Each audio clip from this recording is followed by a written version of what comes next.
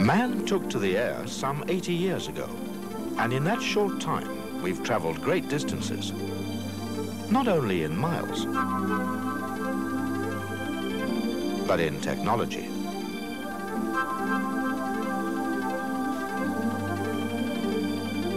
Procedures have changed a little too. This early ground check bears little resemblance to this slightly more complicated procedure. What was it that propelled airlines from offering this style of customer service to this?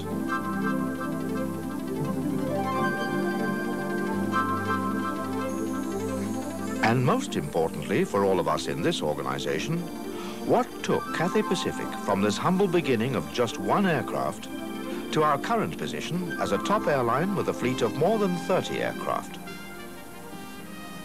Like every good story, this one began with a dream.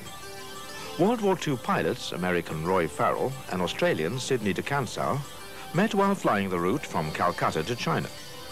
Having survived possibly the most hazardous flying conditions of the war, the two men looked for and found challenge and excitement in setting up as entrepreneurs in a Far East struggling to rise from the ashes of World War II. Their first step was to form the Roy Farrell Export-Import Company. With the purchase of Betsy, a refurbished Douglas C-47 bought in October 1945, the export-import business took to the skies.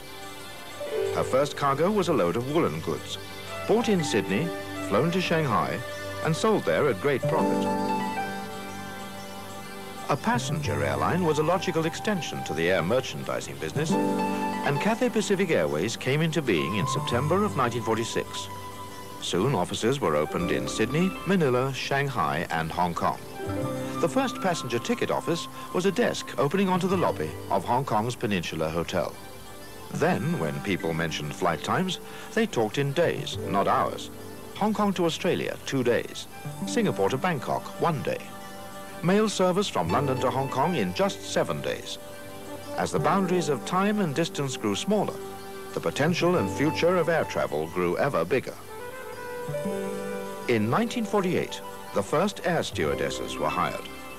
These pioneers of airline service showed great stamina, working in the cramped, noisy, and unsteady interiors of early planes. And though the food was less than gourmet, and coffee was poured from a thermos, meals were served on proper china plates with real cutlery. All of which, on a 33-hour flight to Sydney, had to be washed by the cabin attendant during the stop in Darwin. Cathay Pacific's early policy to fly with Oriental cabin crews remains a trademark of the airline today.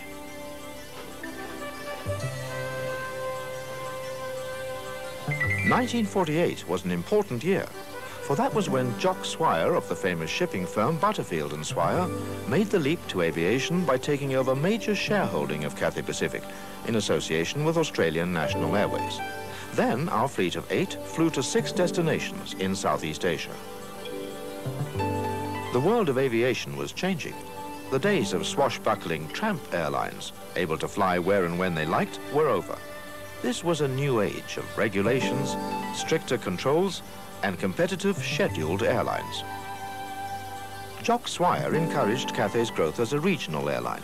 He shared Farrell and de Cansau's vision of Hong Kong as a crucial transportation center in Asia. An obvious conclusion now, but back then it showed great foresight, for the territory had suffered much devastation during the war. The early 1950s were turbulent times for Cathay. A shortage of capital, combined with an urgent need to expand and upgrade the fleet, sorely tested management's commitment to the airline business. An infusion of funds from London shipping giant P&O provided the monetary impetus to forge ahead with the expansion. By the mid-50s, our DC-3 and DC-6 aircraft were flying from Hong Kong to 11 destinations in the Orient, carrying 14,000 passengers a year. At the time, we thought this was quite an accomplishment, but we now carry more passengers than that in a single day. Along with expanding the fleet, we developed a reputation as the airline to fly in Asia. By paying particular attention to the needs of our Asian customers, we became known for a style of service that would soon be appreciated by passengers of all nationalities. In 1962, Cathay joined the jet age with the purchase of a Convair 880 jetliner. The older planes were retired, and by 1965, the fleet consisted entirely of jet aircraft. This expansion helped us meet the growing demands of the tourist industry as the world discovered the fascinations of Hong Kong and the Orient.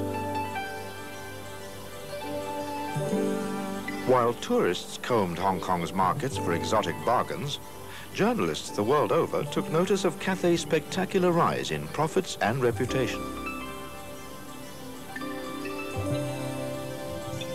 The 70s were a period of great expansion for Cathay. As the fleet of Boeing 707s increased, so did the routes. Flights to the Arabian Gulf were introduced. The Hong Kong to Sydney service that had failed in the early 60s was revived, and with great success. The purchase of L1011 Super TriStars with their Rolls-Royce engines helped us keep pace with these new routes, and another boom in the Asian tourist industry. Following a long and passionate bid for the licensing, the first Cathay Pacific 747 triumphantly touched down in Gatwick in July 1980. This sparked rapid expansion into Europe and North America. Flights to Frankfurt, Rome, San Francisco, Paris.